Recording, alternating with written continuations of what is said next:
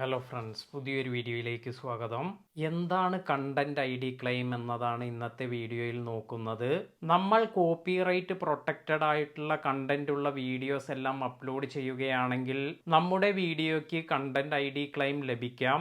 ഇങ്ങനെയുള്ള ക്ലെയിം എല്ലാം ഓട്ടോമാറ്റിക്കായി ജനറേറ്റ് ആകും. നമ്മൾ അപ്ലോഡ് ചെയ്യുന്ന വീഡിയോ മറ്റൊരാളുടെ വീഡിയോയുമായി മാച്ച് ആവുകയാണെങ്കിൽ അതുപോലെ കോപ്പിറൈറ്റ് ഓണർക്ക് ഒരു കണ്ടന്റ് ഐ ഡി സെറ്റ് ചെയ്ത് അവർ ഓൺ ചെയ്തിരിക്കുന്ന അതേ വർക്കിന്റെ വീഡിയോ എല്ലാം അപ്ലോഡ് ചെയ്ത് കണ്ടാൽ ഇങ്ങനെയുള്ള അപ്ലോഡ്സ് എല്ലാം കോപ്പിറൈറ്റ് ഓണർക്ക് തടയാൻ സാധിക്കും. കണ്ടന്റ് ഐ ഡി ക്ലെയിം എല്ലാം നമ്മുടെ വീഡിയോയ്ക്ക് വന്നിരിക്കുന്നു എന്ന് മനസ്സിലാക്കുവാൻ വേണ്ടി യൂട്യൂബ് സ്റ്റുഡിയോയിൽ പോയതിനു ശേഷം കോപ്പിറൈറ്റ് ക്ലെയിം എന്നതിൽ പോയാൽ കാണാൻ സാധിക്കും. അപ്പോൾ ഇങ്ങനെ കണ്ടന്റ് ഐ ഡി ക്ലെയിം എല്ലാം വരുന്നത് നമ്മുടെ ചാനലിന് ദോഷമാണോ? കണ്ടന്റ് ഐ ഡി ക്ലെയിം എന്നത് സാധാരണയായി വരുന്നത് നമ്മൾ മറ്റൊരാളുടെ കണ്ടന്റ് യൂസ് ചെയ്യുമ്പോഴാണ്. അപ്പോൾ ഇവിടെ ഡിസിഷൻ എടുക്കുന്നത് കോപ്പിറൈറ്റ് ഓണറാണ്. അതായത് അവരുടെ കണ്ടന്റ് മറ്റുള്ളവർ റീയൂസ് ചെയ്യണോ വേണ്ടയോ എന്നത് കോപ്പിറൈറ്റ് ഓണർക്ക് തീരുമാനിക്കാം. കോപ്പിറൈറ്റ് ഓണർക്ക് അവരുടെ കണ്ടന്റ് റീയൂസ് ചെയ്യാൻ താല്പര്യമില്ല എങ്കിൽ ഇങ്ങനെ അപ്ലോഡ് ചെയ്യപ്പെട്ട വീഡിയോ എല്ലാം ബ്ലോക്ക് ചെയ്യാൻ സാധിക്കും. അതിനാൽ ആർക്കും തന്നെ ആ വീഡിയോസ് പിന്നീട് കാണാൻ സാധിക്കുകയില്ല.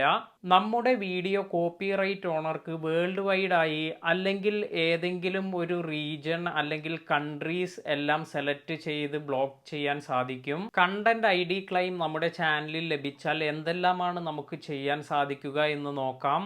നമുക്ക് വന്നിരിക്കുന്ന കണ്ടന്റ് ഐ ഡി ക്ലെയിം ശരിയാണെന്ന് നമുക്ക് തോന്നിയാൽ അത് എങ്ങനെ നീക്കം ചെയ്യാമെന്ന് നോക്കാം. ഒന്നാമതായി നമുക്ക് ചെയ്യാൻ സാധിക്കുന്ന ഒരു കാര്യം നമുക്ക് വന്നിരിക്കുന്ന വീഡിയോ ട്രിം ചെയ്യുക എന്നതാണ്. അതായത് ക്ലെയിം ലഭിച്ച സെഗ്മെന്റ് നമ്മുടെ വീഡിയോയിൽ നിന്നും റിമൂവ് ചെയ്യുക. രണ്ടാമതായി നമ്മുടെ വീഡിയോയിൽ ഒരു ഓഡിയോക്കെല്ലാമാണ് ക്ലെയിം വന്നിരിക്കുന്നത് എങ്കിൽ നമുക്ക് വീഡിയോ എഡിറ്റ് ചെയ്തതിന് ശേഷം ഓഡിയോ ഫയൽ റീപ്ലേസ് ചെയ്യാം. ഇതിനായി നമ്മൾ യൂട്യൂബ് ലൈബ്രറിയിൽ നിന്നും ഫ്രീ ആയി ലഭിക്കുന്ന സോങ്സ് എല്ലാം സെലക്ട് ചെയ്ത് കണ്ടന്റ് ഐ ഡി ക്ലെയിം ലഭിച്ച സോങ്സ് റീപ്ലേസ് ചെയ്യാം. മൂന്നാമത്തെ ഓപ്ഷൻ, ഇതും ഒരു ഓഡിയോയ്ക്ക് അല്ലെങ്കിൽ സോങ്ങിനെല്ലാമാണ് കണ്ടന്റ് ഐ ഡി ക്ലെയിം വന്നിരിക്കുന്നത് എങ്കിൽ ഈ സോങ് മ്യൂട്ട് ചെയ്ത് നമുക്ക് content I D claim remove ചെയ്യാം. അടുത്ത ഒരു ഓപ്ഷൻ നിങ്ങളുടെ റവന്യൂ ഷെയർ ചെയ്യുക എന്നതാണ്.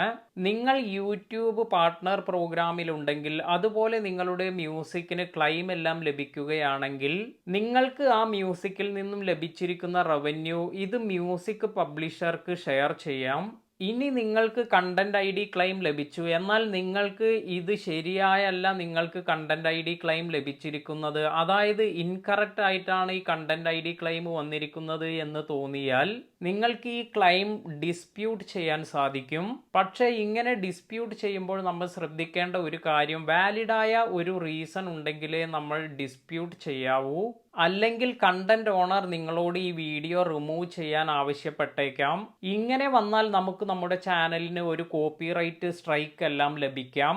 അപ്പോൾ സിസ്റ്റം മിസ് ഐഡന്റിഫൈഡ് അല്ലെങ്കിൽ ഇൻകറക്റ്റ് ആയാണ് നിങ്ങൾക്ക് കണ്ടന്റ് ഐ ഡി ക്ലെയിം വന്നിരിക്കുന്നത് എങ്കിൽ നിങ്ങൾക്ക് ഡിസ്പ്യൂട്ട് ഫയൽ ചെയ്യാൻ സാധിക്കും.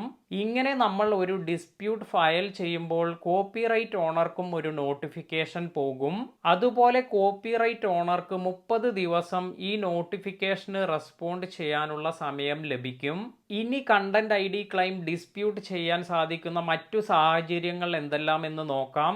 നമുക്ക് ലൈസൻസ് അല്ലെങ്കിൽ പെർമിഷൻ എല്ലാം ഉണ്ട് ക്ലെയിം ചെയ്ത കണ്ടന്റ് യൂസ് ചെയ്യുന്നതിന് എങ്കിൽ ഇങ്ങനെ ഒരു സാഹചര്യത്തിൽ നിങ്ങൾക്ക് ഡിസ്പ്യൂട്ട് ഫയൽ ചെയ്യാം.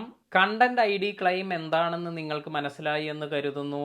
വീഡിയോ ഇഷ്ടമായെങ്കിൽ ലൈക്ക് ചെയ്യുക. ചാനൽ സബ്സ്ക്രൈബ് ചെയ്യാത്തവർ സബ്സ്ക്രൈബ് ചെയ്യുക. പുതിയ വീഡിയോയിൽ കാണാം.